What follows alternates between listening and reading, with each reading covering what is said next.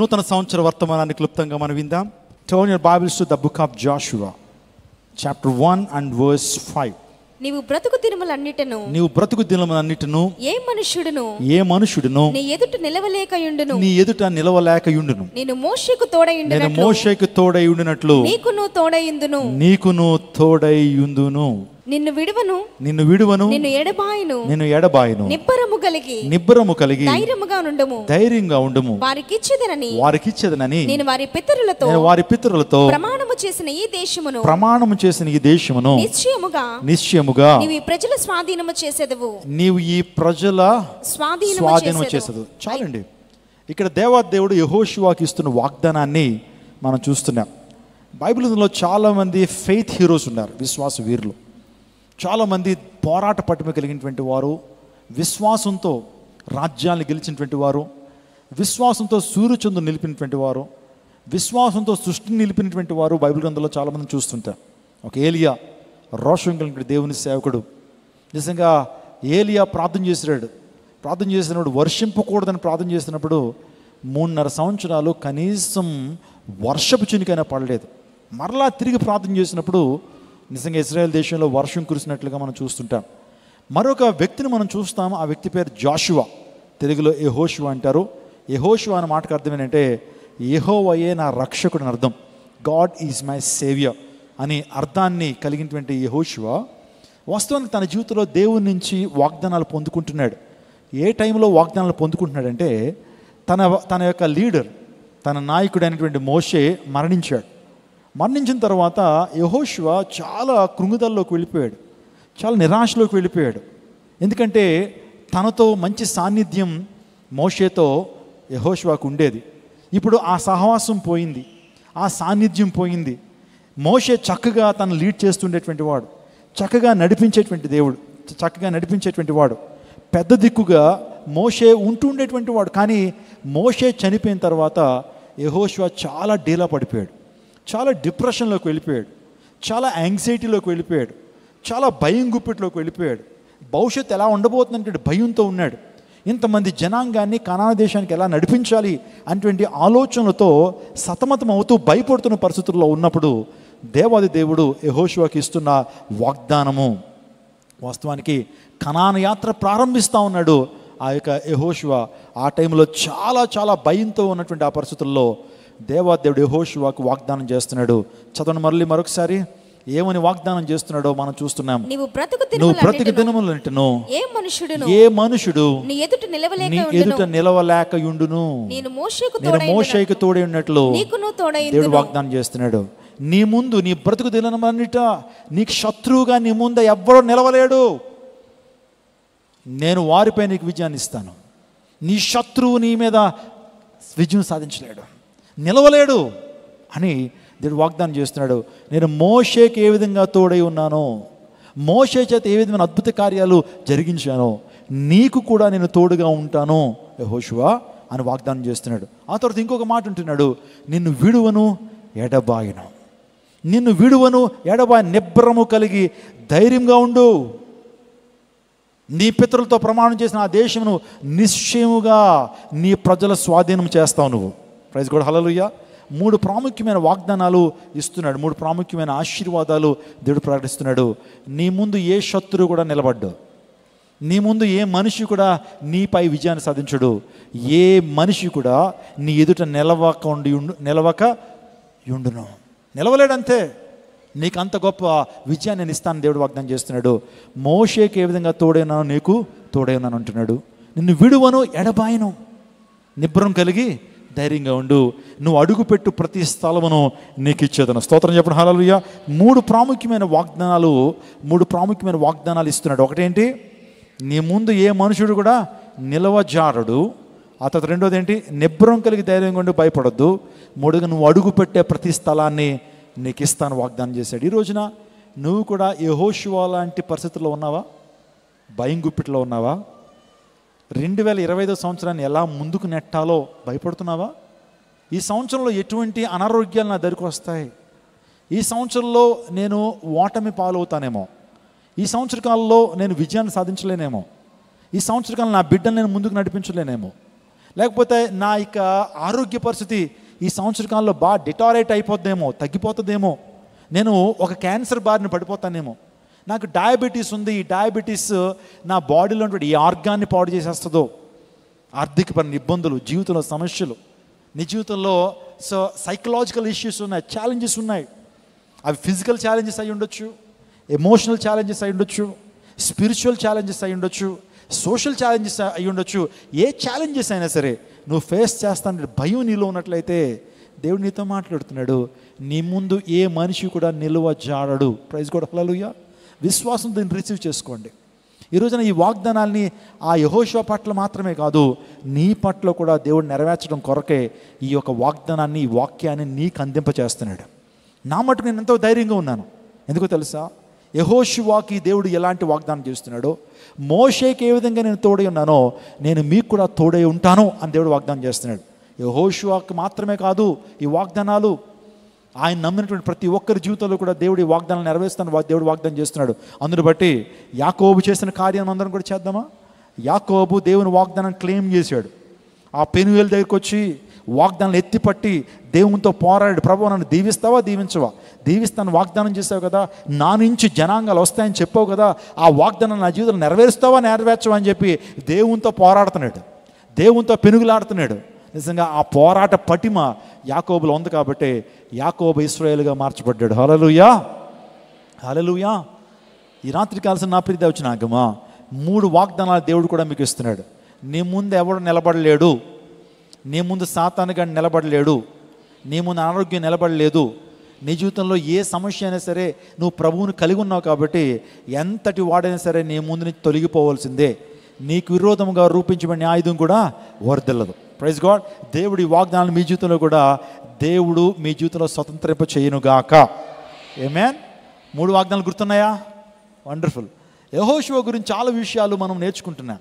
యెహోషువ నమ్మకమైన విధేయుడని, యెహోషువ ప్రార్థనాపరుడని, యెహోషువ గొప్ప విశ్వాసం కలిగిన వ్యక్తి అని, యెహోషువలో యుద్ధ నైపుణ్యత ఉంది, యుద్ధ స్ట్రాటజీస్ ప్రభు నుంచి పొందుకున్నాడు. అంటే ఎవరైతే దేవునితో సహవాసం చేస్తారో దేవుడు తన చిత్తాన్ని వారికి బయలుపరుస్తాడు. మీకు తెలుసా, యెహోషువకి యుద్ధ స్ట్రాటజీస్ ఇచ్చింది ఎవరు? యుద్ధంలో విజయం సాధించడానికి యుద్ధ పన్నాగాలు రాసిచ్చింది ఎవరంటే దేవుడే. సందర్భం చెప్తాను చూడండి, చాలా సందర్భాల్లో చెప్పాను, మరలా చెప్తాను. యెరికో పట్టణాన్ని స్వాధీనపరచుకోవడానికి యెహోషువ తన సైన్యం అంతా కూడా సిద్ధపడి ఉన్నారు. ఎక్కడ? యెరికో పట్టణం ఆ యొక్క అవుట్స్కట్స్లో. అంటే యెరికో పట్టణం యొక్క అవుట్స్కట్స్లో వీళ్ళందరూ కూడా గుడారాలు వేసుకుని ఉన్నారు. ఉన్నప్పుడు ఒక రోజు రాత్రి అందరూ పడుకున్నారు. పడుకున్న తర్వాత సైన్యం పడుకున్నారు, ప్రజలందరూ పడుకున్న తర్వాత యెహోషువ ప్రార్థన చేయడానికో మరి ఎందుకో లేచాడు. లేచి ఆ మైదానంలో నడుచుకుంటూ వెళ్తుంటే ఆ మైదానంలో ఒక పెద్ద ఆజానుభావుడు, చాలా భయంకరమైన రూపం అంట. ఆ రూపం కలిగినటువంటి వ్యక్తి కత్తి పట్టుకుని కత్తి దూసున్నప్పుడు యెహోషువ అతని దగ్గరికి వెళ్ళడానికి భయం వేస్తుంది. అయినప్పటికీ వెళ్ళి అయ్యా, మీరు శత్రువుల తరపు వారా లేకపోతే మా తరపున యుద్ధం చేయడానికి వచ్చారా అంటే, నేను ఎవరి తరపు ఉన్నటువంటి వాడిని కాదు అన్నాడు. మరి మీరు ఎవరు, హూ ఆర్ యూ అని అంటే ఆ వ్యక్తి ఒక బేస్ వాయిస్తో అన్నాడు, నేను యెహోవా సేనాధిపతిని అన్నాడు. నేను యెహోవా సేనాధిపతిని అనగానే యెహోషువ వెంటనే సాష్టాంగ పడతాడండి. ఎందుకంటే యెహోవా సేనాధిపతి అంటే దేవుడే తనకు ప్రత్యక్షమయ్యాడు. యేసు ప్రభు వారు తనకు ప్రత్యక్షమయ్యాడు. దాన్నే క్రిస్టోఫినా అని మనం పిలుస్తూ వచ్చాము. సో యేసు ప్రభు వారు ఎప్పుడైతే ప్రత్యక్షమయ్యారో అక్కడ సాష్టాంగపడి, నీ దాసునికి నువ్వేం సెలవిస్తావయ్యా, నీ దాసునికి ఏం సెలవిస్తావు, దాన్ని వినటానికి సిద్ధంగా ఉన్నప్పుడు ఆ యెహోవా సేనాధిపతి అంటున్నాడు, the place where you are standing is the holy ground, leave your sandals. నీవు నీ షూస్ వేసుకునే యుద్ధం చేద్దాం అనుకుంటున్నావు. No, you are not suppose to do like that. You have to come in to my God, you have to come in to God shoes.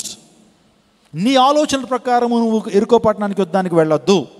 నీ shoes ఇప్పేయి, నీ ఆలోచన ప్రక్కన పెట్టేయి, నీ బలాన్ని ప్రక్కన పెట్టేయి, నీ యొక్క తలాంతుల ప్రక్కన పెట్టేయి, నీ సొంత ఆలోచనలు ప్రక్కన పెట్టేసాయి.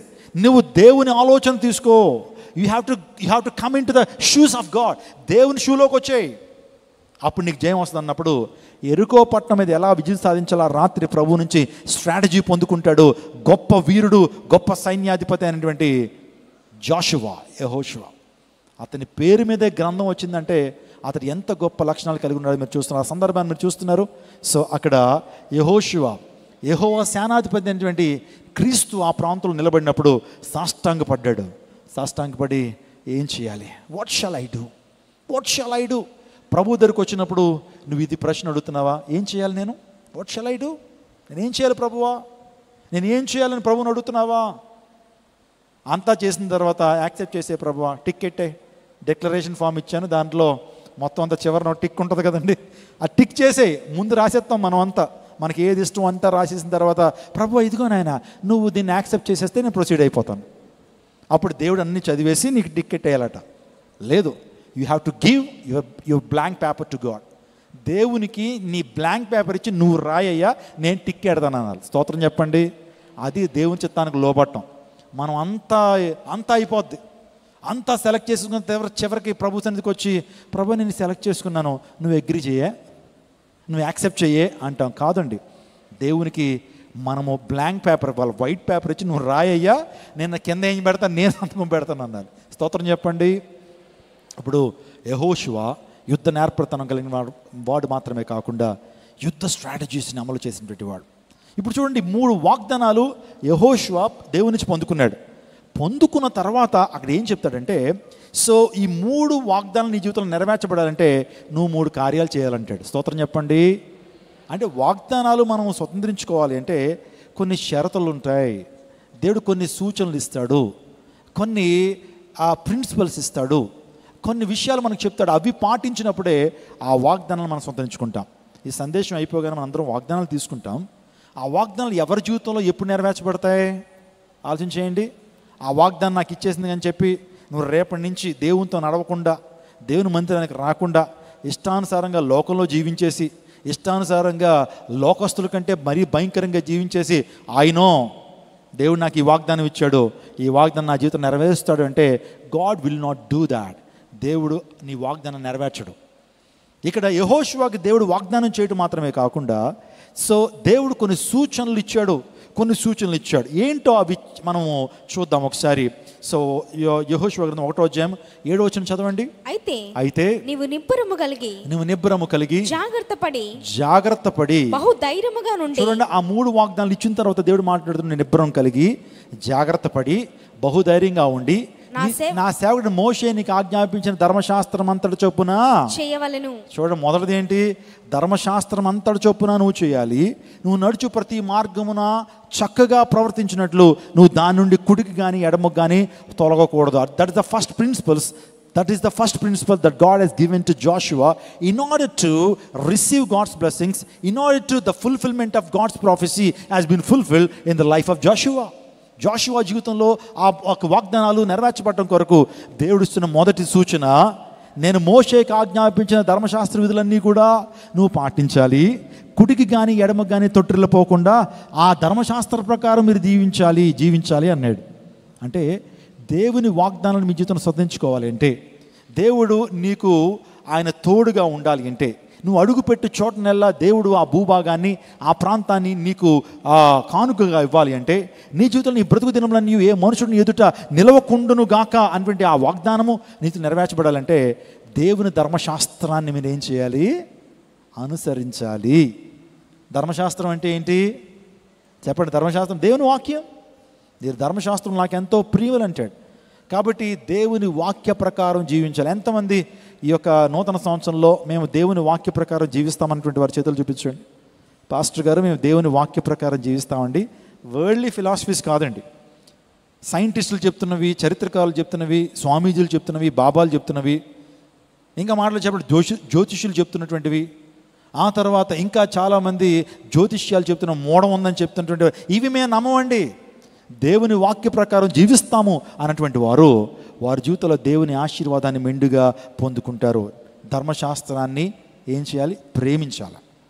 దేవుని వాక్యాన్ని ప్రేమించాలి, దేవుని వాక్యాన్ని ధ్యానించాలి, దేవుని వాక్యాన్ని పఠించాలి, దేవుని వాక్య ప్రకారం జీవించాలి. ప్రైజ్ గాడ్, హల్లెలూయా.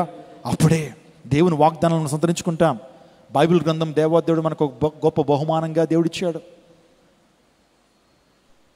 దేవుని వాక్యాన్ని దేవుడు గొప్ప బహుమానంగా అబ్రహాం లింకన్ అంటాడు, the greatest gift that God is ever given to mankind, that is none other than, that is nothing but Bible అంటాడు అబ్రహాం లింకన్.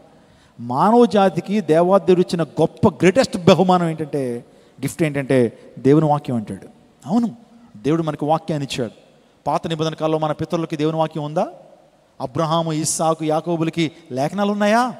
కానీ దేవదేవుడు మనకి లేఖనాలు ఇచ్చాడు. అందులో బట్టి నిజంగా మన ధన్యులం. పాత నిబంధన ఇచ్చాడు, క్రొత్త నిబంధన ఇచ్చాడు. ఎలా నడవాలో, మన పితరులు ఏం చేసి వాళ్ళు తొలగిపోయారు, ఏం చేయడం ద్వారా దేవునికి వారు ప్రీతికరంగా లేరు, ఏం చేయడం ద్వారా వారికి దేవునికి కోపాగ్ని ఆ దేవుని ద్వారా రగిలించబడ్డాయో ఆ విషయాలన్నీ కూడా మనకి ఎలా ఉన్నాయంటే ఎగ్జాంపులర్గా మనకు ఉన్నాయి. ఆ మాటని చెప్పానండి. బైబిల్లో 66 గ్రంథాలు ఉన్నాయి, 66 పుస్తకాలు ఉన్నాయి. అసలు బైబిల్ అంటేనే పుస్తకాల సమాహారమే బైబిల్. 40 మంది భక్తుల ద్వారా వివిధ ప్రాంతాల్లో, వివిధ పరిస్థితుల్లో, వివిధ ఖండాల్లో, వివిధ ప్రాంతాల్లో ఒకళ్ళే రాసినట్లుగా ఆ 40 మంది భక్తులు రాసినట్లుగా మనం చూస్తుంటాం. ఎందుకంటే భక్తులు 40 మంది అయినా సరే రాయించిన వాడు ఒక్కడే, ఆయన పరిశుద్ధాత్మ దేవుడు. ఆమేన్. ఆయన పరిశుద్ధాత్మ దేవుడు. బైబిల్లో మనం ఆలోచన చేస్తే సుమారుగా 1189 అధ్యాయాలు ఉన్నాయి. 31,101 వచనాలు ఉన్నాయి బైబిల్ గ్రంథంలో. 31,101 వచనాలు. ఆ తర్వాత 1,260 వాగ్దానాలు ఉన్నాయి. There are 1260 promises are there in the word of God. వాగ్దానాలు ఎన్నో చూడండి. 1,260 వాగ్దానాలు మన పరిశుద్ధ గ్రంథంలో చూస్తుంటాం. ఆ తర్వాత మన ప్రశ్నలు కూడా ఉన్నాయి దేవుని వాక్యంలో. అవి 3,294 ప్రశ్నలు ఉన్నాయి. ఆ తర్వాత ఆజ్ఞలు 6,468 ఆజ్ఞలు ఉన్నాయి. ఇంత శ్రేష్టమైనటువంటి బైబిల్ గ్రంథాన్ని, దేవుని లేఖనాన్ని ప్రభు మనకి ఇచ్చాడు. అందుని బట్టి దేవుని లేఖనాలు ప్రాముఖ్యంగా ఏం చెప్తున్నాయి అంటే దేవుని ప్రేమ గురించి చెప్తుంది దేవుని వాక్యం. ఆ తర్వాత క్రీస్తు కృప మన మీద ఏ విధంగా వ్యక్తం చేశాడో, క్రీస్తు కృపకు మనం ఏ విధంగా పాత్రులయ్యామో దేవుని వాక్యం చెప్తుంది. ఆ తర్వాత పరిశుద్ధాత్మ దేవుని యొక్క కార్యాలు, పరిశుద్ధాత్మ దేవుడు ఆయా కాలాల్లో ఏ విధంగా కార్యాలు చేశాడో ఆ కార్యాలు దేవుని లేఖనం మనం చూస్తుంటాం. ఆ తర్వాత మానవుని స్థితి ఎలా ఉందో దేవుని వాక్యం చెప్తా ఉంది. ఆ తర్వాత సాతానుగాడి స్థితి, సాతాను అనేటువంటి వ్యక్తి, అపవాది అనేటువంటి వ్యక్తి, వాడి యొక్క స్థితి గురించినటువంటి విషయాలు దేవుని వాక్యం చెప్తా ఉన్నాయి. ఆ తర్వాత ప్రపంచ పరిస్థితి, ఏమంటే ప్రపంచంలో ఏం జరగబోతూ ఉంది, ప్రపంచ భవితవ్యం, the future of this world, ఈ ప్రపంచంలో ఏం జరగబోతూ ఉంది, అంత్య దినాల్లో ఏం జరగబోతూ ఉంది, ఈ ప్రపంచం అంతం ఎలా ఉండబోతుందో ఈ ప్రపంచంలో ఏ జ్యోతిష్యుడు కూడా చెప్పలేకపోయాడు. ఏ యొక్క కాలజ్ఞానాన్ని రాసినటువంటి వాడు ప్రపంచ భవిష్యత్తును బైబిల్ కంటే అత్యున్నతంగా చెప్పలేకపోయాడు. నిజంగా దేవుని వాక్యము సుస్థిరమైనది, దేవుని వాక్యము సత్యం. యెషార్ అన్నారు, నీ వాక్యమే సత్యం, నీ వాక్య సారాంశమే సత్యం. ఆ తర్వాత దేవుని వాక్యం నిత్యత్వం గురించి చెప్పింది, ఎటర్నిటీ గురించి చెప్పిన గ్రంథం. నేను చెప్పినటువంటి 7 అంశాలు దేవుని వాక్యం మనం చూస్తాం. That is the greatness of Bible. ఒక గ్రంథాన్ని సత్యవేద గ్రంథంగా పిలవబడాలంటే ఆ గ్రంథానికి చారిత్రాత్మక ఆధారాలు ఉండాలి, ఆ గ్రంథానికి శాస్త్రీయ రుజువులు ఉండాలి, ఆ గ్రంథానికి ఆర్కియలాజికల్ ఎవిడెన్సెస్ ఉండాలి, ఆ గ్రంథానికి మ్యానుస్క్రిప్ట్ ఎవిడెన్సెస్ ఉండాలి, అనేక మంది వ్యక్తుల యొక్క అంగీకారం దానికి ఉండాలి, ఆ తర్వాత డివైన్ అథారిటీ ఆ గ్రంథానికి ఉండాలి. ఈ ప్రపంచంలో ఎన్ని గ్రంథాలను తీసుకొచ్చి ఆడిటోరియంలో పెట్టండి, ఏ గ్రంథానికి లేని డివైన్ అథారిటీ, ఏ గ్రంథానికి లేనటువంటి హిస్టారికల్ ఎవిడెన్సెస్, ఏ గ్రంథానికి లేని సైంటిఫిక్ యాక్యురసీ, ఏ గ్రంథానికి లేనటువంటి ఆర్కియలాజికల్ ఎవిడెన్సెస్ నా గ్రంథానికి మాత్రమే, పరిశుద్ధ గ్రంథానికి మాత్రమే ఉంది. గట్టిగా చప్పలు కొడుతూ దేవుని మహిమపరచండి. హల్లెలూయా. చంద్రమండలం మీద చదవబడినటువంటి గ్రంథం పరిశుద్ధ గ్రంథము. ప్రతి 2 సెకండ్లకి ప్రపంచానికి ఒక బైబిల్ గ్రంథం ప్రింట్ అవుతా ఉంది. అనేక భాషల్లోకి తర్జుమైనటువంటి గ్రంథం. ఈ ప్రపంచంలో మొట్టమొదటిసారిగా ముద్ర వేయబడిన గ్రంథం పరిశుద్ధ గ్రంథం. ఈ ప్రపంచంలో మొట్టమొదటిసారిగా తర్జుమా చేయబడిన గ్రంథం పరిశుద్ధ గ్రంథం. అనేక భాషలు, సుమారుగా 3,200 భాషలకు పైగా ప్రపంచంలో లిపి కలిగిన ప్రతి భాషలోకి తర్జుమా అయినటువంటి గ్రంథము యేసయ్య గ్రంథము, అది పరిశుద్ధ గ్రంథం. గట్టిగా చప్పలు కొడుతూ దేవుని మహిమపరచండి. కాబట్టి ఈ గ్రంథాన్ని ఊరికి ఇచ్చాడా? నువ్వు మేలు పొందడం కొరకే, నువ్వు దీవించబడటం కొరకే ఈ గ్రంథాన్ని ప్రభు ఇచ్చాడు. కాబట్టి ఈ గ్రంథాన్ని చదువుతున్నావా? చాలామంది మందిరానికి ఫోన్లు పట్టుకొచ్చేస్తున్నారు బైబిల్ ఎందుకని. ఆలోచన చేయండి.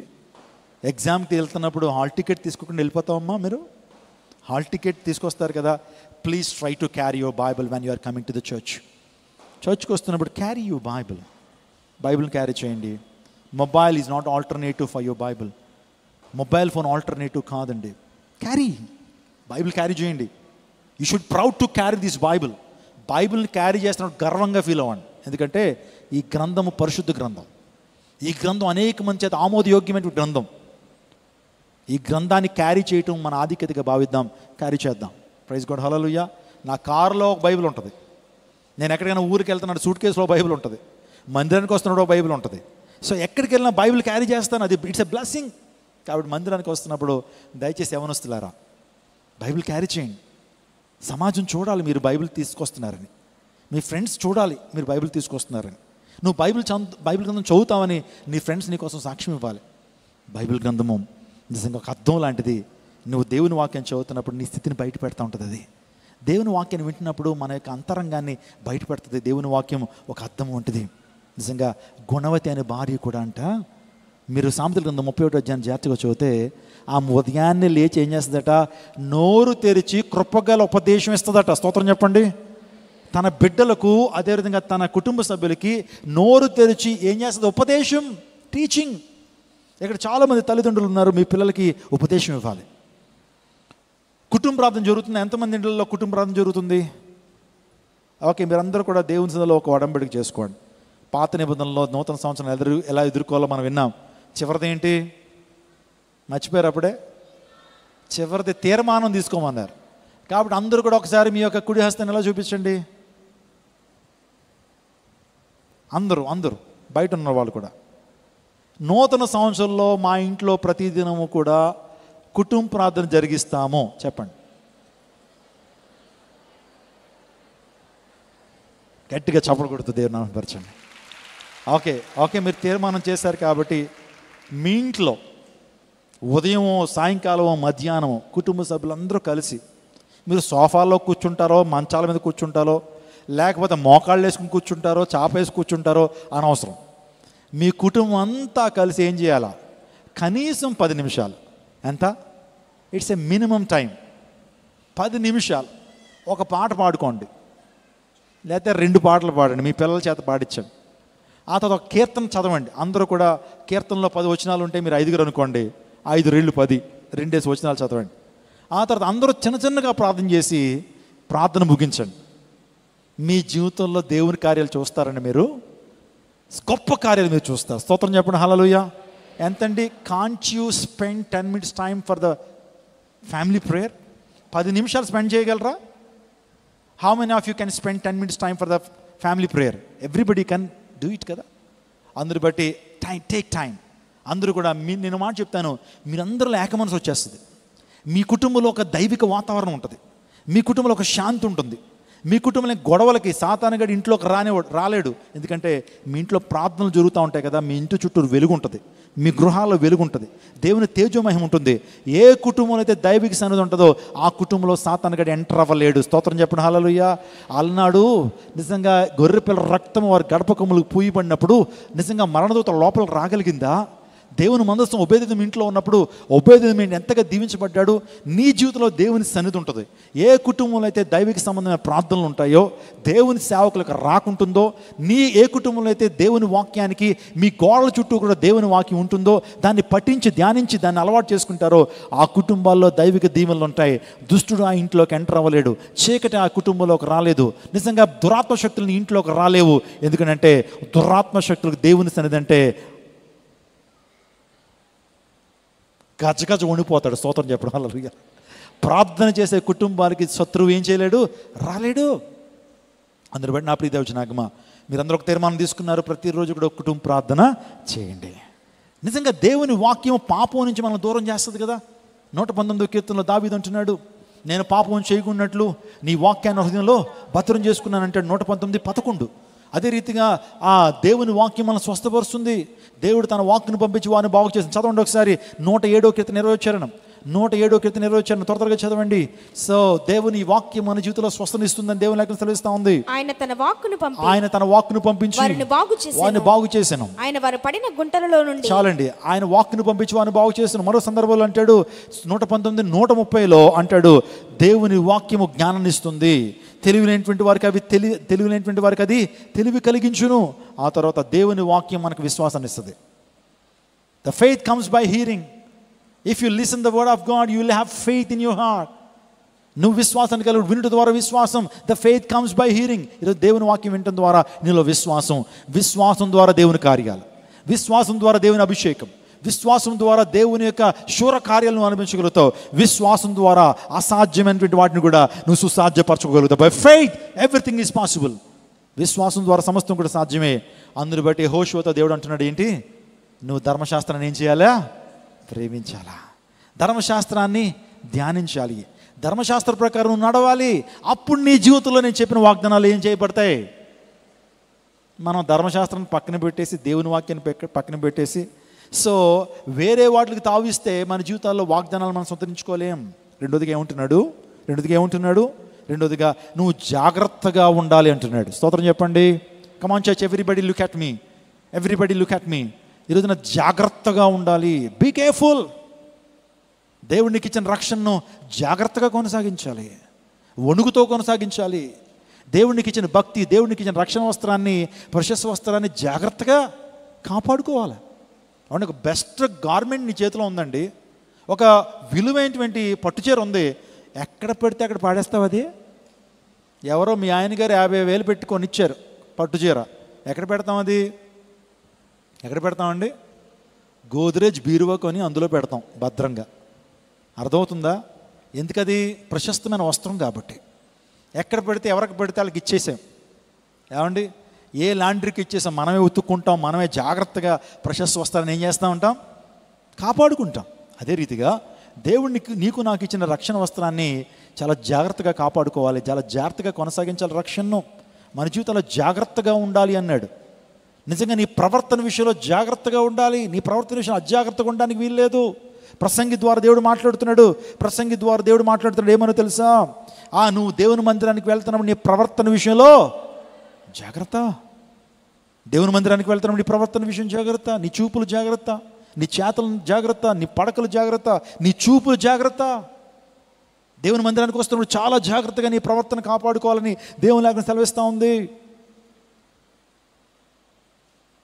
ఆ తమ్ముడు అంటున్నాడు, అన్న నేను ప్రేమించిన అమ్మాయి చర్చిలో ఉందన్న, అందుని బట్టి వస్తున్నానని అంటున్నాడు. అంటే అయ్యగారు ఎందుకు వస్తున్నాడట మందిరానికి? తన ప్రేమించిన అమ్మాయి ఇక్కడ ఉందట, అందుని బట్టి ఎవరిని చూడడానికి వస్తున్నాడట? దేవుని వాక్యాన్ని వినడానికి కాదట, దేవుని ఆరాధించడానికి కాదట, తన లవర్ను చూడడానికి వస్తున్నాడట. నా ప్రియదేవచనాంగమా, దేవుని మందిరానికి వస్తున్నప్పుడు మన ప్రవర్తన చాలా జాగ్రత్తగా ఉండాలి. దేవుని వాక్యాన్ని వింటున్నప్పుడు, దేవుని సంధికి వస్తున్నప్పుడు నీ యొక్క ప్రవర్తన చాలా జాగ్రత్తగా ఉండాలి. ఇది రాజకీయాలు చేయడానికి, లేకపోతే నీ గోల్ సాటిస్ఫై చేసుకోవడానికి, లేకపోతే నీ పంతాలను నెగ్గించుకోవడానికి ముందుకు నడబడేటువంటి స్థలం కాదు ఇది. దేవుని యొక్క తేజో మహిమ నేరుగా నిలుచుండేటువంటి స్థలం, దేవుని అగ్ని కురిపించబడేటువంటి స్థలం, దేవునికి అభిషేకం కురిపించబడే స్థలం. ఈ ప్రాంతం అంతా కూడా పరిశుద్ధాత్మ దేవుడు సంచారం చేస్తూనే ఉంటాడు. అందుని బట్టి దేవుని మందిరానికి వస్తున్నప్పుడు చాలా జాగ్రత్తగా ఉండాలని ప్రసంగం ద్వారా దేవుడు మనతో మాట్లాడుతున్నాడు. అఫ్కోర్స్ వేరే కారణాల ద్వారా నువ్వు రావచ్చు, కానీ పట్టబడితే నిన్ను బట్టి నేను చాలా సంతోషిస్తాను. చాలామంది నాకు తెలుసు భార్యను దిగబెట్టడానికి వచ్చేవారు, అలా దిగబెట్టి అలా వెళ్ళిపోతూ ఉండేవారు. కానీ వాళ్ళే ఇక్కడికి వచ్చి బాప్తీసంలో సాక్ష్యం ఇచ్చి, మా భార్యను పిల్లల్ని దిగబెట్టడానికి వచ్చానండి, ఎప్పుడో ఏం చెప్తారు, ఇంతమంది వస్తున్నారంటే ఏం చెప్తారని చెప్పి ఒక చెవి అలా వేశాను, అలా వేయటం ద్వారా నేను రక్షించబడ్డానని చెప్పినటువంటి వారు చాలామంది ఉన్నారు. ప్రైజ్ గాడ్, హల్లెలూయా. ఈ రోజున దేవుని సన్నిధికి వెళ్తున్నప్పుడు ప్రవర్తన జాగ్రత్త. ఇంకో మాట అంటాడు, సమయం విషయంలో జాగ్రత్త అంటాడు. స్తోత్రం చెప్పండి. సమయం విషయంలో జాగ్రత్త, సమయాన్ని నువ్వు ఖర్చు చేసే విషయంలో జాగ్రత్త. సమయమును పోనివ్వక. ఏమండి, అంత్య దినాల్లో, కడవరి దినాల్లో ఉన్నాం, ఈ దుర్దినాల్లో ఉన్నాం. అందరూ బట్టి దినములు చెడ్డవు కనుక సమయాన్ని పోనివ్వక దాన్ని సద్వినియోగపరచుకోవాలి. సమయం విషయంలో జాగ్రత్త. కొంతమంది సమయాన్ని ఎంత వ్యర్థం చేస్తారండి. నీ సమయం అంతా ఎక్కడ వేస్ట్ అవుతుందో తెలుసా? నీ ఫోన్ దగ్గరే. ఫోన్ వాడొద్దని అంటలేదు, ఫోన్లో వీడియోలు చూడొద్దని అంటలేదు, ఫోన్లో వాక్యం చూడొద్దని అంటలా, ఫోన్లో వాతావరణం గురించి చూడొద్దని అంటలా, కరెంట్ అఫైర్స్ చదువుకోవద్దని చెప్పట్లా, నీ స్టడీస్ గురించి బ్రౌజింగ్ చేయొద్దని అంటలేదు. కానీ ఎక్కువ సమయం నీ యొక్క ఫోన్ ద్వారా రీల్స్ చూడడానికి, వ్యర్థమైనటువంటి వాటిని చూడడానికి సమయాన్ని నువ్వు పాడు చేస్తున్నావా? సమయాన్ని పోనివ్వద్దు, అజ్ఞానుల వలె ఉండొద్దు. Utilise your time properly. ఈరోజు టైం మేనేజ్మెంట్ తెలిసినవాడే విజయాన్ని సాధిస్తాడు. టైం యొక్క విలువను ఎరిగినటువంటి వాడే విజయాన్ని సాధిస్తాడు. 2024లో చాలా టైం వృధా చేసేసాము. అలా అలా అలా టైం వృధా చేసాము. ఆ వృధా చేస్తున్న టైం రిడీమ్ యువర్ టైం. నీ సమయాన్ని విడుదల చేయి. ఎక్కడైతే వేస్ట్ అవుతుందో ఆ సమయాన్ని విడుదల చేసి మంచి కార్యకలాపాల కోసం నీ యొక్క సమయాన్ని వినియోగించు. సమయం వ్యర్థం చేయొద్దు, సమయం వృధా చేయొద్దు. ఒక్కసారి సమయం పోతే మరలా తిరిగి వస్తుందా? మరలా 2024 సంవత్సరం నాకు కావాలంటే వస్తుందా? అయిపోయింది 2024. ఇప్పుడు 25లోకి ఎంటర్ అయిపోయాం. 24 మనం చూడలేం, లైఫ్లో ఎవరు చూడలేరు. ఇంకా సమయం మరలా తిరిగి రాదు, అవకాశాలు మరలా తిరిగి రావు, ప్రాణం మరలా తిరిగి రాదు. అందుని బట్టి పోయిన సమయం, ఆ తర్వాత పోయిన ప్రాణం, పోయిన ఆపర్చునిటీ మరలా తిరిగి రాదు. కాబట్టి ఈ 3 విషయాల్లో జాగ్రత్తగా ఉండాలి. సమయాన్ని వృధా చేయొద్దు, సమయ విషయంలో జాగ్రత్త. ఆ తర్వాత అంటాడు, ఆ మాటలు ఉన్నాయండి దేవుని లేఖనాల్లో, అబద్ధ ప్రవక్తల విషయంలో జాగ్రత్త అన్నాడు. I need to caution my church. ఈరోజు చర్చ్ని కాషన్ చేయాలా? అబద్ధ బోధకులు, అబద్ధ ప్రవక్తలు, గొర్రెతోళ్ళు కప్పుకున్న తోడేళ్ళు మీ దగ్గరికి వస్తారు. దేవుడు చెప్పాడండి, మత్తయి సువార్త 24 మనం చూస్తే కనుక అనేక మంది గొర్రెతోళ్ళు కప్పుకున్న తోడేళ్ళ మీ దగ్గరికి వస్తారు. ఏర్పరచబడిన వాడిని సైతం ఏం చేస్తారు? ఏమండి, ఈ రోజున ఒక ఒరిజినల్ ఉంటేనే డూప్లికేట్ వస్తుంది, అంతే కదా? మీరు ఎక్కడైనా సరే 45 రూపాయల నోటు ఎక్కడైనా చూసారా? నకిలీ నోటు, 45 రూపాయల నకిలీ నోటు ఎక్కడైనా చూసారా? ఎవరైనా చూసారా? ఎక్కడ చూడం. కానీ 100 రూపాయల నకిలీ నోటు ఉంటుంది, 20 రూపాయల నకిలీ నోటు ఉంటుంది. అంటే ఒరిజినల్కి ఇంచుమించుగా ఉంటుంది డూప్లికేట్ కూడా. అంటే మనం ఐడెంటిఫై చేయలేం డూప్లికేట్ని మనం ఐడెంటిఫై చేయలేం. అదే ఎవడన్నా 85 రూపాయలు ప్రింట్ వేసాడు అనుకోండి, ఊరినే దొరికేస్తాడు. ఆ 85 రూపాయల నోటు ప్రింట్ వేసి అందరికీ పంచుతున్నాడు అనుకోండి, ఏం చేస్తారు వాడిని? అదే 100 రూపాయల నోటు, నకిలీ నోటు తయారు చేశాడు అనుకోండి, ఆయన పట్టుకోవడం కష్టం.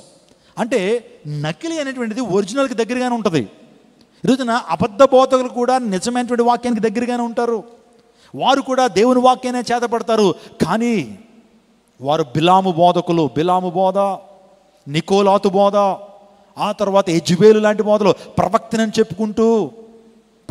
చెప్పుకుంటూ అసలు ప్రవక్తకు ఉండాల్సిన లక్షణాలే లేవు. ఆమె చెప్పిన ప్రవచనాలు ఏమీ నెరవేర్చబడలేదు బిలాం యొక్క యెజబెలు. ఆ తర్వాత బిలాము బోధ, ఏమంటే ధనాశ కొరకు, ధనం కొరకు ఏమంటే బోధలు. ఆ తర్వాత ఇంకా చెప్పాలంటే నికోలాతు బోధలు అన్నాడు. నికోలాతు బోధలు అంటే compromised word of God, compromise, రాజీ పడిపోయేటువంటి దేవుని సువార్తలు. పాస్టర్ గారు మీరు ఇలా చెప్తారంటే సంఘం ఎదగదండి, మీరు ఇలా పాపాన్ని గురించి ఖండిస్తూ యవనస్తుల గురించి ఇలా మాట్లాడుతున్నట్లయితే ఎవరు వస్తారండి అని చెప్తే నా యొక్క బోధన మార్చేసుకుంటే అదే రాజీ పడిపోయేటువంటి బోధ. పాపాన్ని ఖండించకపోతే, పాపాన్ని ఎత్తి చూపకపోతే, నీలో ఉన్నటువంటి నిజంగా బోధ ఒకవేళ ఖండితంగా లేకపోతే, నీకు ఆపరేషన్ చేస్తా ఉన్నప్పుడు కత్తి తీసుకుని కోయకపోతే నీకు ఆపరేషన్ జరగదు. నాకు ఆపరేషన్ వద్దు, నాకు కత్తులంటే భయం, లేకపోతే నా శరీరం కోస్తారు అని అంటే నువ్వు వెంటనే గుట్టుకుమని చచ్చిపోతావు. అదే ఆపరేషన్ నువ్వు కోరుకుంటే ఆపరేషన్ థియేటర్లో ఏం చేస్తాడు డాక్టరు? నీకు మత్తిచ్చి గుండె ఆపరేషన్ చేయాలంటే ఇక్కడ ఎముకని ఏం చేస్తాడు? డ్రిల్ చేసి కోసేస్తాడు. బాధ ఉంటుంది, అయినప్పటికీ నువ్వు ఎక్కువ కాలం బ్రతుకుతావు, నీకు ఆరోగ్యం వస్తుంది, స్వస్థత కలుగుతుంది. ఈరోజున దానికి బాధ కూడా మనకు కొన్ని సందర్భాల్లో అది పెయిన్ఫుల్గా ఉంటుంది, అది కొన్నిసార్లు హర్టింగ్గా ఉంటుంది. కానీ అది మనకు దీవెన. ప్రైజ్ గాడ్, హల్లెలూయా. షుగర్ కోటెడ్ మెసేజ్లు అనుకోండి, పైన షుగర్ అలా చల్లేసి చెప్పి పంపించేయచ్చు, మీరందరూ హ్యాపీగా వెళ్ళిపోతారు. ఆహా ఓహో పాలిమానిల్ అన్న ఎంత బాగా చెప్తున్నారు అని చెప్పేసి వెళ్ళిపోవచ్చు. కానీ ఈరోజున మన జీవితాన్ని సరి చేసుకోకపోతే, మన జీవితాన్ని మార్చుకోకపోతే, నూతన తీర్మానాలు తీసుకోకపోతే మనం ఏ విధంగా దీవించబడతాం? ఏ విధంగా దేవునికి ఆశీర్వాదం పొందుకుంటాం? నా ప్రియదేవజనంగా నేను ముగింపులోకి వస్తున్నాను. కాబట్టి అబద్ధ బోధల విషయంలో జాగ్రత్త. డిజిటల్ సంఘాలు బయలుదేరుతున్నాయి ఈ రోజున. నేను ఎప్పుడు చెప్తున్నాను, అది వాక్యానుసారం కాదు. ఏమంటే ఇలాంటి ఆడిటోరియం తీసుకుంటారు, ఇలాంటి స్క్రీన్లు పెడతారు. హైదరాబాద్ నుంచో, బెంగళూరు నుంచో, అమెరికా నుంచో రేపొద్దున అమెరికన్ ప్రీచర్స్ కూడా తయారవుతారు. ఏదో వాళ్ళకంటూ కొంతమందిని ఏమంటే భోజనాలు పెట్టో లేకపోతే ప్రజలను సమీకరించో ఆయన అమెరికా నుంచి మాట్లాడతాడు. ఇక్కడ మనం వాక్యం చూడాలా? దేవుని సేవకుడితో పర్సనల్ టచ్ లేదు. దేవుని సేవకుడు నీ కుటుంబ పరిస్థితి ఏంటో తెలియదు. ఒకవేళ నేరుగా ఆయనతో మాట్లాడదామంటే కుదరదు. అలాంటి సంఘాలు బయలుదేరిని, అవి వాక్యానుసారం కాదు. It's a demonic. రేపొద్దున యాంటీ క్రైస్ట్ కూడా ఇలాంటివే పెడతాడు. ఈ రోజున ఇజ్రాయెల్లో కూర్చుంటాడు, మొత్తం ఏకరాజ్యం, ప్రపంచ దేశాలన్నీ కూడా ఏకరాజ్యం అవుతాయి. మొత్తం అన్ని దేశాలు కూడా వాడు ఇలాగే స్క్రీన్లు పెట్టి వాడు మాట్లాడుతాడు, వాడు కోఆర్డినేట్ చేస్తాడు. వాడు మాట్లాడుతుంటాడు. అంటే అనేక మంది ఈ స్క్రీన్లు కనెక్ట్ అవుతూ ఉంటారు. నాకు అనిపిస్తూ ఉంది, జాగ్రత్త, వాటికి అట్రాక్ట్ అయిపోవద్దు. కావాలంటే సంఘం చిన్నదే కావచ్చు, ఒక పూరిపాకే కావచ్చు, ఒక చిన్న పెంకుటిల్లే కావచ్చు, ఒక అద్దె ఆడిటోరియమే కావచ్చు, లేకపోతే సీలింగ్ లేనిటువంటి చర్చే కావచ్చు. ఎక్కడైతే దేవుని సేవకుడు నిలబడి నీకోసం ప్రార్థన చేస్తాడో, నీకు నేరుగొండి దేవుని వాక్యాన్ని అందిస్తాడో అటువంటి సంఘాలకు వెళ్ళండి. జాగ్రత్త. ఇలా క్రైస్తవం ఈరోజు తప్పుదోవ పట్టేస్తున్నారు. ఈరోజున అక్కడికి వెళ్ళి తెరల సంఘాలు చూస్తారు. రేపొద్దున ఎందుకు అదే ప్రసంగము, అదే ఆరాధన మా టీవీలో కూడా వస్తుందిగా, అదే వర్షిప్ మా టీవీలో వస్తుంది కదా, ఇంట్లో కూర్చొని చూసేద్దామని చెప్పి చర్చ్కి వెళ్ళటం మానేస్తే నిజంగా ఊరికనే వెళ్ళారండి. దావీదు వీళ్ళందరూ కూడా సన్నిధిని ఎందుకు ప్రేమించారు? దేవుని మందిరాన్ని ఎందుకు ప్రేమించారు? దేవుని తేజో మహిమనున్నటువంటి స్థలమానికి ఎందుకు వారందరూ పరుగులు తీసుకొచ్చారు? ఇంట్లో ఉండి చేసేసుకోవచ్చు కదా, లేకపోతే ఇంట్లో ఉండి లైవ్లు చూసేయచ్చు కదా. జాగ్రత్త. ఈరోజున అలాంటి వారు ఎంత దీవెనకరంగా ఉన్నా, లేకపోతే ప్రసంగాలు ఒకప్పుడు దీవెనకరంగా ఉండొచ్చు, కానీ వారు చేస్తుంది తప్పు అనే విషయాన్ని నేను ఖండిస్తున్నాను. చాలా సంఘాలు ఉన్నాయి, అక్కడికి వెళ్ళి మీరు దీవెన పొందండి. దేవుని సేవకుడితో నీకు పర్సనల్ టచ్ ఉందా? దేవుని సేవకుడితో నువ్వు మాట్లాడుతున్నావా? ఆ యాక్సెస్ నీకు దొరుకుతుందా? అబద్ధ బోధకులు బయలుదేరారు. జాగ్రత్త. యేసు ప్రభు దైవత్వాన్ని కలిపి చేరిపెట్టే సువార్తలు, వారికి అనుగుణంగా మార్చుకునేటువంటి సువార్తలు, ప్రజలు సత్యమునకు లోబడక దురద చెవులు గలవారే కల్పనా కథల వైపు తిరుగు కాలము వచ్చి ఉన్నదన్నాడు. ఈరోజున ప్రజలందరూ కూడా వారికి అనుకూలమైన బోధకులను ఏర్పాటు చేసుకుంటారట. అంటే ఒక బోధకుడు తనకు అనుకూలంగా చెప్తున్నాడు, ఆ బాగుంది, ఈ బోధ మనకి సెట్ అవుతుంది, మన బాడీ లాంగ్వేజ్ సెట్ అవుతుంది, ఎక్కడ హర్ట్ చేయట్లేదు, మనల్ని ఎప్పుడు ఎంకరేజ్ చేస్తున్నాడు. కాబట్టి ఈ బోధకుడు అనుకూలమైన బోధకుడు. దురద చెవులు గలవారే కల్పనా కథల వైపు తిరుగు కాలము వచ్చి ఉన్నది. ప్రజలు దేని వైపు? కల్పనా కథల వైపు తిరుగు. పాపాన్ని ఖండించేటువంటి బోధలు లేవు, మారు మనసు గురించిన బోధలు లేవు, ఒకవేళ నువ్వు సరిగ్గా లేకపోతే దేవుని దీవెన పొందుకోలేవు అనేటువంటి బోధలు లేవు. వాగ్దానాలు నీ జీవితం నెరవేర్చబడతాయి, వాగ్దాన కండిషన్స్ చెప్పరు. ఈరోజున సత్యవాక్యం దగ్గర నేను దేవుని మహాకృపను బట్టి చెప్తున్నాను, క్రైస్ట్ టెంపుల్లో సత్యవాక్యం మీకు అందించబడుతుంది. మా తండ్రి గారు అపోస్తలు జోసెఫ్ విజయ్ కుమార్ గారు మాకు నేర్పించిన వాక్య తర్ఫీదు. వారు ఏ విషయంలో కూడా అపోస్తల బోధన అందించారు. సంఘం ఎప్పుడు 4 అంశాల మీద కట్టబడాలి. ఒకటి అపోస్తల బోధ, రెండోది ప్రార్థన, మూడోది సహవాసము, 4 రొట్టె విరుచుట. అపోస్తల బోధ ఎక్కడైతే అందించబడుతుందో ఆ ప్రాంతం పరుగులు తీసి వెళ్ళండి. నేను ఎక్కడికి రమ్మని చెప్పట్లా. ఎక్కడైతే అపోస్తల బోధ మీకు అందించబడుతుందో, ఎక్కడైతే నీ జీవితం సరి చేయబడుతుందో, ఎక్కడైతే యవనస్తులు వారి జీవితాన్ని సరి చేసుకుని దేవుని ప్రభువుకి వారి జీవితాన్ని సమర్పించి పరిశుద్ధంగా జీవిస్తున్నారో అటువంటి సంఘాల్లో దేవుని ఆత్మ సంచారం ఉంటుంది, దేవుని ఆత్మ కృమరింపు ఉంటుంది, దేవుని యొక్క ఆత్మాభిషేకంతో ప్రజలు నింపబడతారు. ప్రజలందరూ కూడా ఒక ట్రాన్స్ఫర్మేషన్ అనుభవాలు ఉంటాయి. అటువంటి బోధలు మీరు అనుసరించండి. కల్పనా కథల వైపు జోకులు, ఆ తర్వాత సరసోక్తులు, ఇంకా నీకు రంజింపచేసేటువంటి ఇవి కాదు. మనల్ని రక్షించేటువంటివి సత్యవాక్యాన్ని మనం అంగీకరించినప్పుడు సాత్వికంతో మన జీవితంలో అద్భుతాన్ని మనం చూస్తుంటాం. కాబట్టి సమయం విషయంలో జాగ్రత్త, అబద్ధ ప్రవక్తల విషయంలో జాగ్రత్త, దేవుని దృష్టికి నిష్కలంకులుగాను నిందారహితులుగాను కనబొట్టుకు జాగ్రత్త పడండి. దేవుని లేఖనం చెప్తుంది, ఇంటికి వెళ్ళిన తర్వాత 2 పేతురు రాసిన పత్రిక 2:14 చదివితే దేవుని దృష్టికి నిష్కలంకులుగాను నిందారహితులుగాను ఉండటానికి జాగ్రత్త పడండి. దేవుడు మిమ్మల్ని చూస్తున్నప్పుడు నిందారహితంగా కనిపించాలి. దేవుడు ఆ టైంలో అనేకం చూస్తున్నప్పుడు ఏ ఒక్కరు నిందారహితంగా ఎవరు కనిపించలేదు. కానీ నోవహు ఒక్కడు మాత్రమే నీతిమంతుడిగా నిందారహితుడిగా కనిపించడం ద్వారా జలప్రళయం ద్వారా లోకానంతా నాశనం చేశాడు. కానీ తన కుటుంబాన్ని మాత్రం దేవుడు రక్షించాడు. రక్షణ వాడలో ప్రవేశింపచేసి వారిని దీవించాడు. నా ప్రియ దేవజనాంగమా, నిందారహితంగా బ్రతకడానికి, అదే రీతిగా మన జీవితం నిష్కలంకంగా బ్రతకడానికి జాగ్రత్త పడాలి. ఎర్మిన్ అంటే ఒక జంతువు ఉంటుందండి. అది ఎంత నిష్కలంకంగా ఉంటుందంటే మురికిని అంటించుకోవడానికి ఇష్టపడుతుంది. దాన్ని పట్టుకోవడానికి జాలరులు, దాన్ని పట్టుకోవడానికి వేటగాళ్ళు బయలుదేరినప్పుడు దాని బొరియల ముందట కొంత పెంట పెడతారట. అంటే కొంత పెంట పెడతారు, అంటే బాగా దుర్గంధం, బాగా వాసన వచ్చేటువంటి ఆ పెంట పెడతారు. మనిషి యొక్క డిస్క్రీట్ పెడతారు, మలం పెడతారు. సో ఎప్పుడైతే ఏం జరుగుతుందంటే అది బయటికి వెళ్ళి ఆ శత్రువులు తరుముతూ ఉంటారు, దొరకదు. అది పరిగెత్తుకుంటూ వచ్చేసి దాని యొక్క నివాసం ఎక్కడైతే ఉందో దాని బొరియల్లోకి వెళ్ళిపోతుంది. మీరు చూస్తున్నారు, దీన్నే ఎర్మిన్ అంటారండి. ఇది ఎంత పరిశుద్ధమైందంటే, ఎంత నిష్కలంకంగా జీవిస్తుందంటే, కరెక్ట్గా బొరియల దగ్గరికి వచ్చేటప్పటికి ఏం చేస్తుందంటే, వేటగాళ్ళు తరుముతూ ఉన్నప్పుడు దాని యొక్క నివాస స్థలం దగ్గరికి వచ్చేటప్పటికి దాని ముందు ఏముంటుందంటే ఈ మలం ఉంటుంది. మనిషి యొక్క మలం పెట్టబడి ఉన్నప్పుడు అది ఆలోచన చేస్తుందట, ఇప్పుడు ఆ మలాన్ని దాటుకుంటూ లోపలికి వెళ్ళాలి, దాన్ని అంటించుకుంటూ లోపలికి వెళ్ళాలి. అలా అంటించుకుంటూ లోపలికి వెళ్తే అది ప్రాణం కాపాడబడుతుంది. లేదు నేను దాన్ని ముట్టుకోను, దాన్ని కనీసం టచ్ చేయను, ఎలా వెళ్తాను అనుకుంటే కనుక వేటగాడి చేతిలో చిక్కి చచ్చిపోతుంది. Do you know church what it will do? అది ఏం చేస్తుంది తెలుసా? చచ్చిపోనన్నా చచ్చిపోతుంది, కానీ ఆ పెంటను మాత్రం అంటించుకోదట. చచ్చిపోనన్నా చచ్చిపోతాను, ఆ వేటగాడికి దొరికానన్నా దొరికేస్తాను, కానీ అందులోంచి వెళ్ళాలా అని చెప్పి ఈ యొక్క పవిత్రమైనటువంటి జంతువు వాళ్ళకి దొరికేస్తుందట, అలా ఆగిపోద్దట. ఆ చిన్న ప్రాణి తన యొక్క పరిస్థితిని కాపాడుకునే విషయంలో ఎంత ఎంత ఎంత ప్రాణాన్ని కూడా తెగించేస్తుంది. మరి దేవుడు నిన్ను నన్ను తన రక్తం చేత కడిగాడు, తన యొక్క ఆత్మ చేత అభిషేకించాడు, తన ఆత్మ చేత మనల్ని ముద్రించాడు, ఇంకా చెప్పాలి రాజుని యాజక సమూహంగా చేశాడు. మరలా ఆ మురికిని మనం అంటించుకుంటున్నావా? ఆ దుర్గంధాన్ని మళ్ళీ అంటించుకుంటున్నావా? జాగ్రత్త. ప్రాణం పోయినా పర్లేదు, కానీ ఆ దుర్గంధాన్ని అంటించుకోవడానికి వీల్లేదు. ప్రాణం పోయినా పర్లేదు, ఆ పాపం చేయడానికి వీల్లేదు. యోసేపు అదే కమిట్మెంట్ తీసుకున్నాడు. ప్రాణం పోయినా పర్లేదు, చెరసాల్లో వేసినా సరే నేను ఆ పాపం చేయను. పోతీఫర్ భార్య ప్రేరేపించింది, బలవంతం చేసింది. తన యొక్క వస్త్రాన్ని విడిచిపెట్టాడు, కానీ తన ప్రశస్త వస్త్రాన్ని విడిచిపెట్టాడు, కానీ తన క్యారెక్టర్ని, తన యొక్క శీలాన్ని మాత్రం విడిచిపెట్టలేదు యోసేపు. అలాంటి యోసేపుల కోసం దేవుడు చూస్తున్నాడు. ప్రైజ్ గాడ్, హల్లెలూయా. అలాంటి ఎస్తేరుల కోసం దేవుడు చూస్తున్నాడు. అటువంటి చిన్నది నయమాన్ దగ్గర చిన్నది కోసం దేవుడు చూస్తున్నాడు ఈ శ్రేష్టమైన సమయంలో. నా ప్రియ దేవుని, ఈ యొక్క వాగ్దానాన్ని సదరించుకోవాలంటే ఏం చేయాలి? దేవుని యొక్క ధర్మశాస్త్రాన్ని ధ్యానించాలి. కుడికి కానీ ఎడమకు కానీ తొట్టిల్లిపోకుండా దేవుని వాక్యాన్ని ధ్యానించి దాని ప్రకారం నడుచుకోవాలి. రెండోదిగా ఏమంటున్నాడు? మీరు జాగ్రత్తగా ఉండాలి అంటున్నాడు. మూడోదిగా నిబ్బరం కలిగి ధైర్యంగా ఉండు. ప్రైజ్ గాడ్, హల్లెలూయా. మూడోదిగా ఏమంటున్నాడు? నిబ్బరం కలిగి. దేవుని వాగ్దానం స్వదించుకోవాలంటే భయపడద్దు, పిరికి పందలా ఉండొద్దు. For God he's not given us the spirit of timidity, but he has given us the spirit of boldness and self control. దేవుడు మనకిచ్చిన ఆత్మ పిరికితనం గల ఆత్మ కాదు, కానీ శక్తియు ప్రేమయు ఇంద్రియ నిగ్రహం కలిగిన ఆత్మను ప్రభు ఇచ్చాడు. ప్రతిదానికి భయపడుతున్నావా? ఎలా ఉండబోతుందని భయమా నీకు? భవిష్యత్తు ఎలా ఉండబోతుందని భయమా? నీ బిడ్డలు ఉన్నతమైన స్థానానికి వస్తారా లేదంటే భయమా? లేకపోతే నా చంటి పిల్లోడు వాడు పెద్ద అయిన తర్వాత ప్రయోజకుడు అవుతాడని ఇప్పటి నుంచే నీకు భయపడుతున్నావా? Do not be afraid.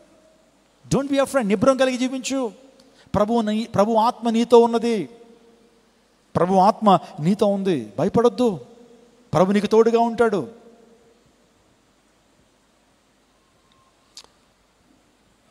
మా ఇంట్లో కొన్ని పెట్స్ ఉన్నాయండి. ఇప్పటికీ రాజమండ్రిలో మా తండ్రి గారి ఇంట్లో, మా అమ్మగారి ఇంట్లో, మా అన్నయ్య గారి ఇంట్లో కొన్ని కుక్క పిల్లలు ఉంటాయి. నేను చిన్నప్పుడు ఒక కుక్క పిల్లని నేను పెంచాను. ఇంచుమించుగా ఒక 12 years పెంచాను. ఎవరన్నా పెట్ లవర్స్ ఉంటే కనుక నాకు కూడా పెట్ సైకాలజీ బాగా తెలుసు, కుక్కల సైకాలజీ బాగా తెలుసు. అప్పుడప్పుడు దాన్ని చైన్ కట్టి బయటికి తీసుకెళ్ళేవాడిని. బయట ఊర కుక్కలు ఉంటాయి. ఊర కుక్కలకి ఎంత అసూయో ఇంట్లో కుక్కలను చూసి. ఏమండి, ఇవి శుభ్రంగా ఉంటాయి, అవి శుభ్రంగా ఉండవు. ఇటు రోజుకి ఉదయం, సాయంకాలం, మధ్యాహ్నం చక్కగా భోజనం పెడతాం. వాటికి ఎవరు భోజనం పెట్టరు, అందరూ బట్టి కుళ్ళు అనమాట వాటికి. సో నేను బయటికి తీసుకెళ్తున్నప్పుడు అండి, మా కుక్క పిల్ల అది ఎంత ఉంటుంది అనమాట. ఇప్పటికీ మా ఇంట్లో ఒక కుక్క పిల్ల ఉంది. దాన్ని కూడా అప్పుడప్పుడు వెళ్తే బయటికి తీసుకెళ్తారు మా పిల్లలు. చిన్నప్పుడు నా కుక్క పిల్లలు చాలా ఇష్టం, అందరూ బట్టి పెంచేవాడు. పెంచినప్పుడు ఆ కుక్క పిల్లని బయటికి తీసుకెళ్తున్నప్పుడు, సో నేను పక్కన ఉన్నప్పుడు ఇది రెచ్చిపోయేది. వేట్ల మీద ఊర కుక్కల మీద. దాని ధైర్యం ఏంటి తెలుసా? దాని ధైర్యం ఏంటి? అది ఇంత ఉంటుంది అనమాట, 2 అడుగులు ఉంటుంది. దానికి గట్టిగా గుద్దితే ప్రాణం వదిలేస్తుంది.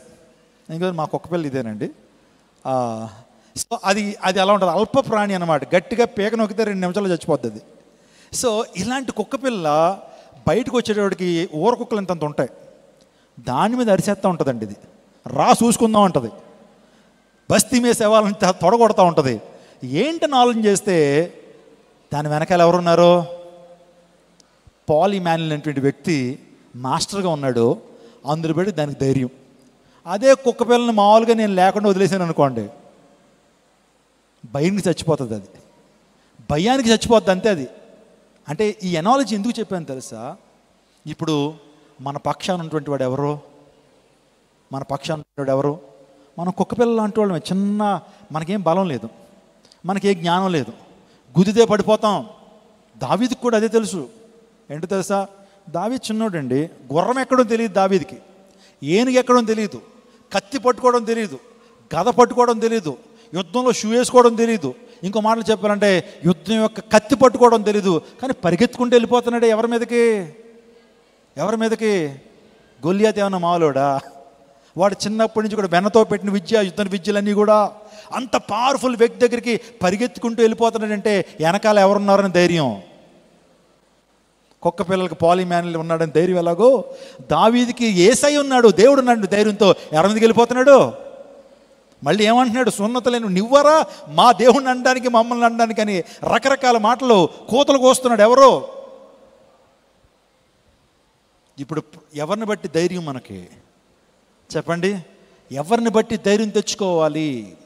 ఎవరిని బట్టి ధైర్యం తెచ్చుకుని మనం ముందుకు కొనసాగాలి? మన వెనకాల ఉన్న ప్రభువుని బట్టి. హల్లెలూయా. మన వెనకాల ఉన్న ప్రభువుని బట్టి ధైర్యం. అందరి బట్టి భయపడొద్దు, గో ఫార్వర్డ్. ఏదైనా కార్యాన్ని ఏదైనా కార్యం తలపెట్టావా, భయపడద్దు, ముందుకు వెళ్ళు, అడుగు వేయి, ప్రభు నీకు తోడుగా ఉంటాడు. ఏదైనా వ్యాపారం ఏమైనా ప్రారంభించాలనుకున్నావా, నీతిగా న్యాయంగా వ్యాపారం చేయాలనుకున్నావా, ధైర్యంగా ముందుకు అడుగు పెట్టు. లేకపోతే ఏదైనా ఎగ్జామ్లో నువ్వు వెళ్ళి రాయాలనుకుంటున్నావా, ధైర్యంగా ముందుకెళ్ళి రాయి. నీ జీవితంలో ఎవరన్నా ఎదుర్కొని మాట్లాడాలనుకుంటున్నావా, ఆఫీసర్తో మాట్లాడాలి, ధైర్యంగా వెళ్ళి మాట్లాడు. నీ పక్షాన ఎవరున్నారు? ప్రభు ఉన్నాడు. నేను నీ పక్షాన ఉండగా నీకు విరోధి ఎవరు? When God is my side, when God is with me, who can against మీ? నాకు వ్యతిరేకంగా ఎవరు ఉంటారు? దేవుడు నా పక్షాన ఉండగా నాకు విరోధి ఎవరు? నీకు విరోధంగా రూపించబడిన ఆయుధం వర్తలేదాం. అందరిని బట్టి ఈ 3 సూచనలు ఇచ్చాడు. ఈ 3 సూచనలు జోషువా నువ్వు పాటిస్తే ఆ 3 వాగ్దానాలు స్వతంత్రించుకుంటావు. గట్టిగా చప్పలు కొడుతూ దేవుని నామపరచండి. వాక్యం అర్థమైందా మీకు అందరికీ? నీ ముందు ఎవడు నిలబడలేడయ్యా యెహోషువ అన్నాడు. మొదటి వాగ్దానం. రెండోది ఏమన్నాడు? నేను నీకు సహాయకరంగా ఉన్నాను, నేను విడువను ఎడబాయనని చెప్తున్నాడు. మూడోదిగా ఏం చెప్తున్నాడు చెప్పండి? మూడోదిగా ఏం చెప్పాడు? ఈ 3 వాగ్దానాలు మీ చేతులు స్వతంత్రించుకోవాలంటే ఈ 3 సూచనలు పాటించాలి. క్లోజ్ యువర్ ఐస్, ఏమైనా ప్రే ఫర్ యు. అందరూ తల్ల వంచని ప్రార్థన చేసుకుందాం. దేవుడు మనతో సూటిగా తేటగా ప్రభు మాట్లాడాడు 2 వర్తమానాల ద్వారా. యెహోషువ తన జీవితంలో దేవుని వాగ్దానాలు పొందుకున్నాడు. మనం కూడా వాగ్దానాలు పొందుకుంటున్నాం. ఆ వాగ్దానం మన జీవితంలో స్వతంత్రించుకోవాలంటే మనం ఏం చేయాలి? అందరూ కూడా యేసుని వాగ్దానములు నిజంగా మన జీవితం ఎంతో దీవెనకరములు, ఆశీర్వాదకరములు. ప్రార్థన చేసుకుందాం. ఒక్క నిమిషం అందరూ ప్రార్థన చేద్దాం. అయ్యా నీకు స్తోత్రాలు తండ్రి. ఈ పట్టణానికి, ఈ సంఘాన్ని ఒక దీవెనకరంగా మీరు చేసినందుకు నీకు స్తోత్రాలయ్యా. అనేక మంది ప్రభావ జీవం గల దేవుని సంఘంలో నాటబడి సత్యానికి స్తంభాలుగా మీరు చేస్తున్నందుకు నీకు స్తోత్రాలు తండ్రి. అనేక మంది జీవితంలో ప్రభు వారి సమస్యలపై విజయాన్ని ఇస్తూ ప్రభు నీకు ఇంకా సమీపంగా చేరుతూ తండ్రి సత్యానికి స్తంభాల వలె ఉండటాన్ని మీరు కృప చూపుతున్నందుకు నీకు స్తోత్రాలు తండ్రి. ప్రభు ఎవరైతే ఈ ప్రాంతంలో ఓటమితో ఉన్నారు తండ్రి, నాయన ఓటమి అంచుల్లో ఉండి ప్రాంతానికి వచ్చారో యేసు నామములో వారు జయ జీవితాన్ని పొందుకొనుదురుగాక. దురాత్మ శక్తుల మీద, శరీర కోరికల మీద, అపవాది శక్తుల మీద, దురాత్మ సమూహాల మీద, మాంత్రిక శక్తుల మీద, ప్రభువా చేతబడి శక్తుల మీద, ఏ విధమైనటువంటి చీకటి శక్తుల మీద ఎవరైతే ఓటమి పాలవుతున్నారో యేసు శక్తి కలిగిన నామములో గొప్ప జయాన్ని వారు పొందుకొనుదురుగాక. ఎవరైతే అనారోగ్యంతో ప్రభువా 2020 సంవత్సరం ఎంతో సఫర్ అయ్యారో నాయన, షుగర్, బీపీ, థైరాయిడ్, పీసీఓడి, నాయన సైనసైటిస్, ఆర్థరైటిస్, మైగ్రేన్ సమస్య, కిడ్నీలో రాళ్ళు, ఇన్ఫెక్షన్స్తో ఉన్నటువంటి వారు, బ్లడ్ ఇన్ఫెక్షన్స్తో ఉన్నటువంటి వారు, హెచ్ఐవితో బాధపడుతున్నటువంటి వారు, క్యాన్సర్ కణితులు కలిగినటువంటి వారు, నాయన కిడ్నీలో ఇన్ఫెక్షన్, లంగ్స్ ప్రాబ్లంతో ఉన్నటువంటి వారు, సైనసైటిస్తో బాధపడుతున్న వారు యేసు నామములో ఈ సంవత్సరం గొప్ప జయ జీవితాన్ని యేసు నామములో వారు పొందుకొనుదురుగాక. ప్రతి రోగం మీద ప్రభు నీ బిడ్డలకు గొప్ప విజయము అనుగ్రహించుదువుగాక. ఆర్థికపరమైన ఇబ్బందులతో ప్రభు 2004 సంవత్సరం ఎంతో సతమతం అయినటువంటి వారు ప్రభు 2020 సంవత్సరంలో గొప్ప ద్వారాల వారి కోసం తెరపడునుగాక. వారు రుణ బాధలు యేసులో తీర్చబడునుగాక. వారి అప్పుల బాధలు యేసులో తీర్చబడునుగాక. పనుల భారం యేసు నామములో తీర్చబడునుగాక. ప్రభు నీకే మహిమ. ఎవరైతే ప్రభు వివాహం ఇంకా ప్రభు గర్భఫలం లేకున్నారో నేను ఓటమితో ఈ ప్రాంతంలో నిలబడ్డారు తండ్రి, 2020 సంవత్సరంలో ప్రభు వారి గర్భము తెరవబడునుగాక. ఏకాంగులకు ఎవరైతే ఉన్నారో వివాహం కొరకు ఎదురు చూస్తున్నారో ప్రభువా 2020 సంవత్సరంలో మంచి జీవిత భాగస్వాములు యేసు నామములో వారు పొందుకొనుదురుగాక. యవనస్తులు యేసు నామములో దీవించబడుదురుగాక. ఇంకా రక్షించబడినటువంటి వారు నీ రక్తం చేత కడగబడకుండా ఇంకా లోకంలో జీవిస్తున్నటువంటి వారు యేసు నామములో వారు రక్షించబడుదురుగాక. నీ ఆత్మాభిషేకంతో ప్రతి ఒక్కరు నింపబడుదురుగాక. నాన్న విజయవాడ పట్టణంలో ప్రభువా మాకు ఇస్తున్నటువంటి ప్రభు ఉజ్జీవాన్ని బట్టి నీకు స్తోత్రాలు. రేపు జరిగేటువంటి ఆరాధనకు నీ చేతులు పెడుతున్నాను ప్రభు. ఇప్పుడు నీ ప్రియులు తండ్రి వాగ్దానాలు ప్రభు వారు తీసుకుని పోతుండగా తండ్రి, వాగ్దానం ప్రభు ఎవరైతే తీసుకుంటున్నారో ఆ వాగ్దానం యేసు నామములో వారి జీవితంలో జరుగునుగాక. యేసు నామములో ఏ వాగ్దానం అయితే వారు రిసీవ్ చేసుకుంటున్నారో ఆ వాగ్దానం యేసునామములో స్వతంత్రించుకుందరు గాక. వాగ్దాన ఫలాన్ని వారు అనుభవించుదురు గాక. వాగ్దాన గిఫ్ట్ను వారు అనుభవించుదురు గాక. నీకే మహిమ చెల్లిస్తున్నాను తండ్రి. నాయనా, ఎంతైనా నమ్మదగినటువంటి దేవుడు, మీరు ఇస్తున్న కాపుదలను బట్టి, కృపను బట్టి నీకే స్తుతులు చెల్లిస్తూ, నాయన ఇంకనూ ప్రభు ఎవరైతే వృద్ధాప్యలో ఉంటున్నారో వారికి ఆదరణ మీరు కలుగు చేయండి. నాయన బిడ్డల్ని చేతిలో పెడుతున్నాను, సండే స్కూల్ చిల్డ్రన్ని చేతిలో పెడుతున్నాను, సంఘాన్ని మీరు దీవిస్తున్నందుకు నీకు స్తుతులు, యవనస్తుల్ని చేతిలో పెడుతున్నాను ప్రభు. మొన్నటి దినం ప్రభు 63 మంది బాప్తిజంలో సాక్షి బిడ్డలను కృప చూపించారు. ఇంకనూ ప్రభు ఇంకా చాలామంది రక్షించబడిన వారు చాలామంది ఉన్నారు తండ్రి. ఈ పట్టణంలో నాకు బహు జనమున్నదన్నారు. నేను ఈ పట్టణాన్ని మీరు రక్షించండి తండ్రి. మా భారతదేశాన్ని రక్షించండి. మమ్మల్ని పరిపాలన చేస్తున్న ప్రధానుల్ని, మమ్మల్ని పరిపాలన చేస్తున్న ముఖ్యమంత్రుల్ని, ఎమ్మెల్సీని, ఎంపీలని, ఎమ్మెల్యేలు మీరు దీవించండి. ప్రజా పరిపాలకులు మీరు దీవించండి. మంచి సమగ్రమైన పరిపాలన నాయన మా దేశానికి, మా రాష్ట్రానికి అందించినట్లు వారిని ప్రభువా మీరు సిద్ధం చేయమని వేడుకుంటున్నాను. కృపను ఉంచండి ప్రభు. మేమందరం కూడా తీర్మానాలతో నీ స్వాతంత్రం ప్రకటించేటువంటి వారిగా ప్రభు, నీ కొరకు మా బలము, మా సమయము, మా ధనము, మా దశంభాగములు ప్రభు నీ యొక్క రాజ్య విస్తరణ కొరకు విత్తేటువంటి వారుగా చేయమని వేడుకుంటున్నాను. క్రైస్తవుల స్త్రీల సమాజాన్ని, పురుషుల సమాజాన్ని ప్రభు, చిన్నబిడ్డలని, యవనస్తుల్ని, వృద్ధుల్ని అందరినీ దీవించండి.